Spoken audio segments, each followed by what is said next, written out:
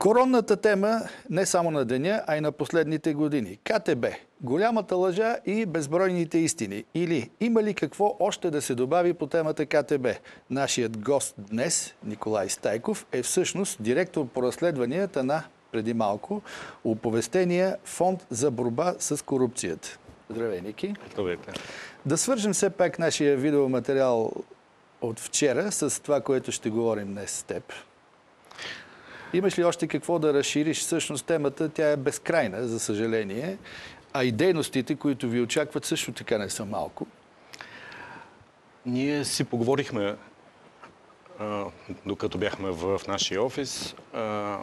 Поговорихме се за мисията, екипа, за казусите, които разработваме и сме показали на публиката.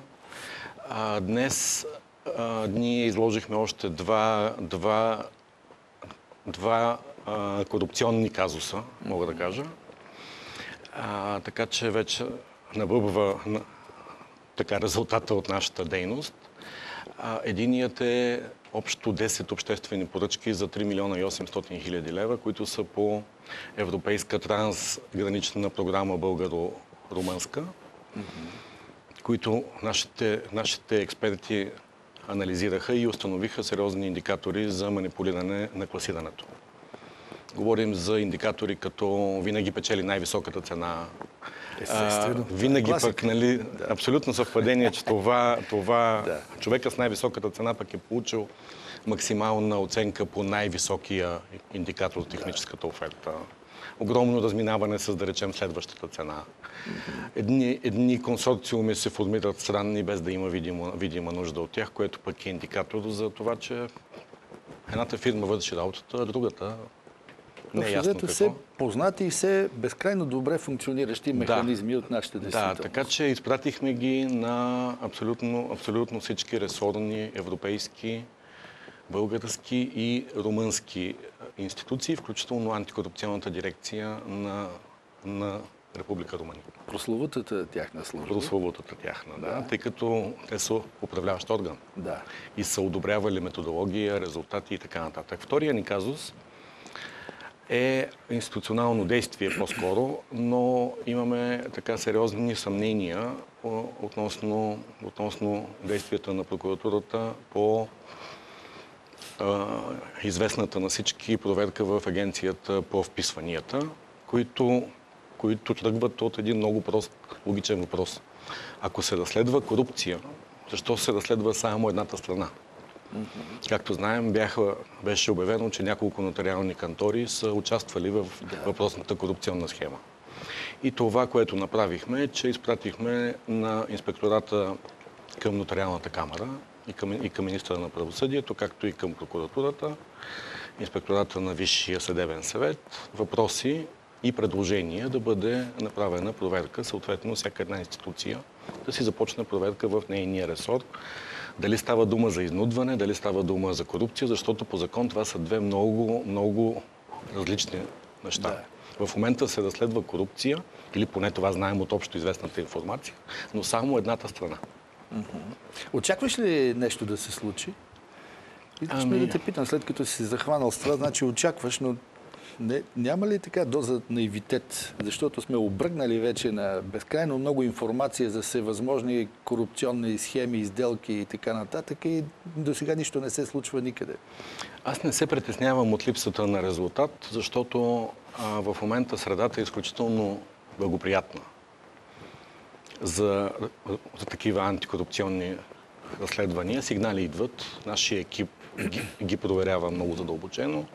Работим по над 20, може би вече са и така много повече сигнала. Ние правим и специализиран медиен мониторинг, т.е. следим публикации по медиите. И така, например, беше задействана данъчна и прокурорска проверка на един кмет на голям областен град, който ние си говорихме за този казус вчера, няма да го повтарям. Зрителите видяха. По-скоро имам друго притеснение, че следейки видимите индикатори на корупционни схеми, ще научим просто хората да крадат малко по-умно. Това ми е голямото притеснение. Добре, щом имаш надежда, тогава да се хващаме с казус номер 1. Най-големия грабеж на 21 век у нас, както го наричат. Точно така е, да. КТБ. Наскоро госпожа Ахундова предположи, че държавата губи не цитираните до сега 4-5 милиарда, а 10 милиарда. Как смяташ? Натам ли отиват нещата? Както и нещо друго интересно добави тя, според нея в тази за всички така доста суховата стенограма, тя намира, че там за специалистите имало какво да се прочете с окото на специалист. За първата част, сега аз следя въпросния казус изключително отблизо. Знаете, че през 2014 февруари месец по сигнал подаден от общо 13 души, между които и аз, започна разследването в Българска народна банка и в самата банка. Говориш за още преди обявяването на фалит. Точно така. Това започна по наш сигнал подаден. Да. След това имаше много интересни действия, които една част от тях останаха така скрити за публиката. Например, остана скрито и само няколкото наблюдаващи в детайлите установиха, че главният прокурор се беше оплакал дори публично, че до сега, че към въпросния момент, който беше преди затварянето на банката, той е искал 3 пъти от Българска народна банка информация и тя му е била отказвана. Така. Това е изключително интересен детайл. Главният прокурор иска информация точно така. не му е дала. Това беше преди влизането на специалните части, беретите в офисите на КТБ. Тази показна акция, която вече ускори всичко. Сега, определено е малко странна ситуацията, в която аз защитавам действия на главния прокурор, но нека да бъдем обективни. Така е, разбира се. Българска народна банка се оказва, че отказва информация на прокуратурата по една от най-големите банки, за които вече беше публично известно, че има огромни съмнения, имаше журналистически разследвания по нея. А прокуратурата защо си мълчи за това? Не, в интерес на истината той се... Господин главният прокурор си беше казал публично. Да, но това някак си мина... Някак си мина така, а пък някак си мисля, че ако бяхме нормална страна, информацията, че банковия регулатор отказва на прокуратурата информация, щеше да бъде на първи страници на И малко след това идва зрелищен фалит гигантски. След това дойде влизането на прокуратурата за събиране на информация и след това последваха събитията, знаем, опашките пред банката и обявяването, затварянето на банката. Първо беше затваряне на банката, според някой временно. Така че следя казуса изключително отблизо на това, което казахте за госпожа Ахмудова ли беше? Ахундова. Да. Сега, нека да уточним нещо важно. Аз съм бил икономически редактор и журналист дълги години и предпочитам да се изказвам ясно и точно. Държавата директно не е загубила пари, защото всичко беше покрито от фонда за гарантиране на депозитите. Да. Така че всички заеми, които бяха дадени от всичко рикошира в всички граждани, особено в хората, които имат вземане-даване с банки. Директно изгоряха, можем да кажем, собствениците на депозити над минимума, който се над гарантирания минимум. Да. Така че там има едно много, много сериозно количество пари, които изгоряха и хора, които имаха над въпросния минимум, на практика до момента са получили единствено едно плащане от 10 на 100 в размер. Аз не съм оптимист, че ще получат много повече от сега нататък. Тъй като процента на събираемост от синдиците е изключително нисък. Така че това много е трудно да се прави оценка на индиректните загуби. Това е банково доверие, това са закъсали фирми. Като закъса една фирма, не плаща осигуровки вече. Намалява, ако щете, брутния вътрешен продукт. Изобщо има една редица икономически последствия, които, разбира се, могат да бъдат измерени. Но единственият сигурен ефект като загуба от затварянето на банката че беше изпразнен на практика фонда за гарантиране на депозитите. И тук има нещо, нали, изключително важно да уточним. Той фонда и не покри всичко. Той покри малка част. Беше финансиран от бюджета, за да покрие. Това не е фонд за източване на ограбени банки. Това е фонд, който трябва да защитава банковата система и вложителите в нея на една много малка и периферна за световните икономически и финансови процеси икономика. Да. Така че това, което стана, е, че беше източен въпросния резервен фонд. Ако в момента, не дай си Боже, нещо стане, тогава вече директно отново държавата трябва да дава заем. Ако сравним размерите на загубите и на необходимото финансиране, и от друга страна, ако има статистика официална за сумите, с които мисля, че 2 пъти годишно банките превеждат в въпросния фонд, ще видим, че ще ни трябва 20, 30 или 40 години, за да възстановим гаранцията в фонд. Искам да ви дам един пример, защо е важно да има въпросния резервен фонд. Преди няколко години, ако помните, имаше проблем с граждани и фирми, изтеглили кредити в швейцарски франкове. Това е типичен валутен риск, който поемат българските граждани. И абсолютно независимо от нашата икономика, надзор и така нататък, някой променя валутния курс. И съответно стават изключително скъпи кредитите в такива швейцарски франкове, които много хора могат да си загубят жилищата, да фалират. Ето ви един пример как с външен шок рефлектира върху българските граждани. Добре, все пак това не беше така стихийна история. Това не беше стихията на 96-та година, фалита на КТБ. Очевидно беше така, се работеше по сценарий. Какво пише в този сценарий според теб? Кой го написа най-напред сценарий? Кои се облагодетелстваха най-много? И в крайна сметка, защо държавата позволи всичко това да се случи? Защото едно от обясненията е, че така понесени от вихара на политически и даже партизански ежби, политическия сектор просто стана съучастник на фалит. Да, ще поговорим и за въпросната стенограма, която между другото е само много малка част от институционалните действия. Той има и втора стенограма, тя ни която осветява обаче само... не четем. Да, има... Не знам всъщност дали има стенограми, но имало срещи. Но имало срещи. В БНБ, където са обсъждани нещата.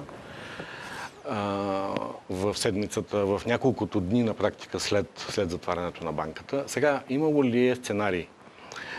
Аз не съм привърженик на конспиративни теории, но това, което виждаме, включително и от въпросната стенограма, е, че скандала, на банката... Яростният скандал между двамата много близки приятели Пеевски и Василев, какво ще говорим и за тях, да. Но това което за мен е видимо от стенограмата и така един внимателен прочит го установява ясно, е, че над банката имало един похлопак. Тя е била изцяло опазена. Откъде идва въпросния капак? Отговорът е много прост. Ако регулаторът е Българска народна банка, трябва да търсим причините в начина, по който се избира нейния управител и нейния управителен съвет. А той се избира от политици. И да не забравяме, че тогавашният управител беше избран за втори мандат. Очевидно политиците са имали доверие в неговите качества или пък нещо друго е ставало отзад по време на преговорите. И дори мога да кажа, че да ви напомня само, че той не беше освободен веднага. Ако помните, имаше конфликт много сериозен. Председателят на бюджетната комисия се беше ядосал и беше казал, че ще отиде и ще го изгони оттам. Но това не стана и управителя на БНБ си замина с едва ли не аплодисменти. Дори аз знам, че имало официална церемония по изпращане и приемане на новия управител. Имало е някакви благодарности, което на фона на огромната издънка, наречена КТБ, е меко казано странно. Така че това е основният извод от въпросната стенограма. Но аз искам да кажа още няколко неща за нея. Преди да започнем тази, която за беше стенограмата, която беше публикувана, огласена, която е да. само една от няколко подобни, които още не са и може би няма да И бъдат. може би няма и да ги видим, да. Като четем въпросния документ, много е важно да си припомним какви са, кои са хората, които говорят. Ние знаем техните официални длъжности. Един е председател на управляващата партия, освен президента, разбира се, който е домакин. Да. Имаме на масата за обсъждане, имаме управляващата коалиция, БСП, ДПС, в лицето на техните председатели. Имаме най-голямата опозиционна тогава партия ГЕРБ, ВМРО. Извиняйте, ако не знам точно как е била коалицията тогава, Патриотичен фронт не е или така, председателя на ВМРО. Не помня какви други. Николай Бареков като извън парламентарна партия, която току-що е спечелила 10 на 100 на европейските парламентарни избори. Сега аз искам да мина обаче през тези хора и да кажем какво знаем ние за тях и тяхното отношение към това нещо. Тоест, виж кой говори това, което четем.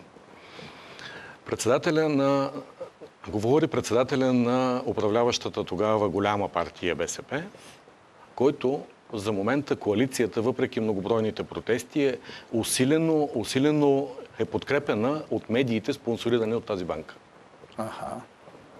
Това е официалната информация. Има много слухове за други връзки. Аз няма да ги коментирам, тъй като не се говори така.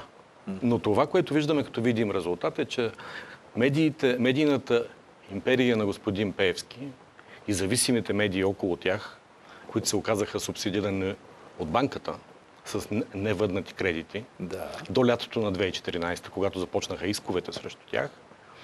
Но тази огромна група, която представлява сигурно над половината вестници, може би 2/3 от вестниците, голямо количество сайтове и телевизии, всъщност подкрепяше правителството на Пламен Орешарски до край и докато не стана ясно, че има оговорка между политическите партии за един плавен преход към нови избори. Като короната на тази подкрепа беше Костинбродската афера, която се разигра пак с... това беше 2013 преди изборите. А то беше преди това, да. Всъщност, но то беше така ярък израз на това, което казваш. Да. Кого подкрепяха въпросните хора? Говорят представители на управляващата коалиция, която откровенно се подкрепя и излиза логичния въпрос защо срещу какво. Там е председателя и друг представител Йордан Цонев на Движението за права и свободи. Какво знаем за тях? Движението за права и свободи там е най-важен и видимо несменяем депутат господин Пеевски, който можем да го наречем най-вип депутата на ДПС, а той е директно въвлечен в възхода на банката. Да. И това знаем от интервютата на избягалия мажоритарен собственик. Така, какво хубаво приятелство има тия двама човека? Йордан Цонев, който е така в момента и в момента продължава да говори от името на Пеевски, който не се появява. И той там решава съдбата на банката. След това имаме въпросния председател на ВМРО. Преди това да кажа за господин Бареков, който излетя като политическа ракета. Беше една телевизия изцяло субсидирана от банката. Той твърдеше, че бъдещия министър-председател. След това имахме през 2014 година европейските избори. Имаше най-скъпата предизборна кампания, която някога българската политика е виждала. Това беше кампанията на България без цензура. И всичко това от кладенеца на КТБ? От кладенеца на КТБ. Там около масата обсъжда ситуацията с банката и съдбата и коалиционния партньор от ВМРО на господин Бареков, който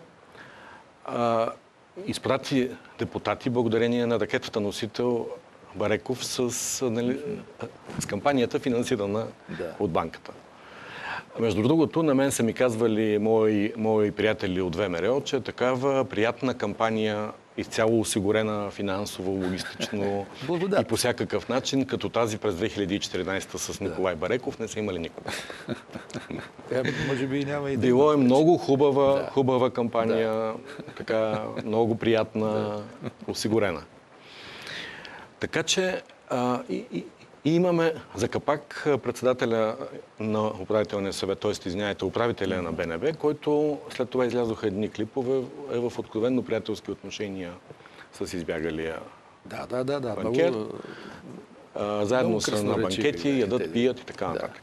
И сега, и много важен момент, председателя на най-голямата управляваща партия, Бойко Борисов, в момента премиер, е около банката и той изключително критикува като всеки опозиционер действията на правителството и на банката. Това са нормални неща, но той не споменава, например, че преди да избяга собственика на банката е минал през неговия гараж, за да си говорят нещо. И това беше споменато от мажоритарния собственик Цветан Василев в едно публично интервю. Господин Борисов с много голямо неудоволствие призна за това нещо. За разговора в гаража. С видимо неудоволствие призна, че е имало такъв факт. Това описание на това кой е около масата, за да решава съдбата на банката, е изключително важно. Защото то ни показва цялото задкулисие, което е изградено около нея, с нейни пари, с пари на вложителите и в регулаторен похлопак от регулатора БНБ, независимия регулатор. Тук сега изниква естествения въпрос, защо тази благодат не беше запазена, за да продължава по същия начин да обслужва хората около тази маса или поне голяма част от хората, а се наложи или пък се видяха облагодетелствани да я фалират. Дали е трябвало да бъде запазена на банката е много важен въпрос. При тия така приятни изживявания, които е давала на мнозина, защо да я развалят? Една възможна причина е, че проблема е станал изключително голям. Дупката вече е била изключително голяма. Сега, необезпечени кредити ли имаш предвид? Аз искам да ги разделя на две нещата. Първо, във въпросната стенограма, това, което става ясно още на първи прочит, е, че стоящите около банката си нямат грам идея какво се случва в нея, включително управителя на БНБ. Вътре има директни изрази, които са срам за всеки експертен и независим регулатор. Вътре директно се казва, че те не знаят какво е състоянието на банката. Тоест има един похлопак, и никой не знае какво има под него. Така че да искате в такава ситуация хората да вземат адекватно решение, просто няма как. Кои ръце държат похлопака вече? Похлопакът може да се държи единствено от регулатора. Обаче въпросът отново да повторя, кой избира регулатора? Така че избират го политиците. Между другото, искам да ви напомня нещо друго много важно. Един ден преди избирането на Делян Пеевски за шеф на ДАНС, един ден буквално в въпросния парламент беше избран подуправител на БНБ. Ще се очудите, ако извадите стенограмата от 13 юни 2013 година, колко така задълбочена и компетентна дискусия е имало в парламентарната зала при избора на подуправител на БНБ. Аз бях очуден. Вътре имаше изказвания на депутати, които директно провокираха въпроса: ведни ли са журналистическите разследвания, че има източени банки, без да се споменат банки, разбира се, защото не е някакси редно, а и е наказуемо от закона.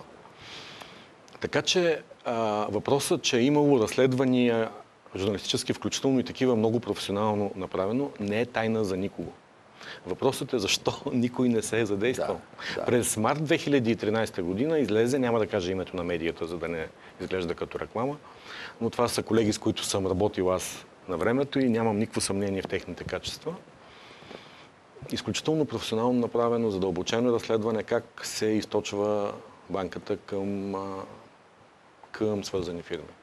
Фирми на шофьори на един и същ адрес.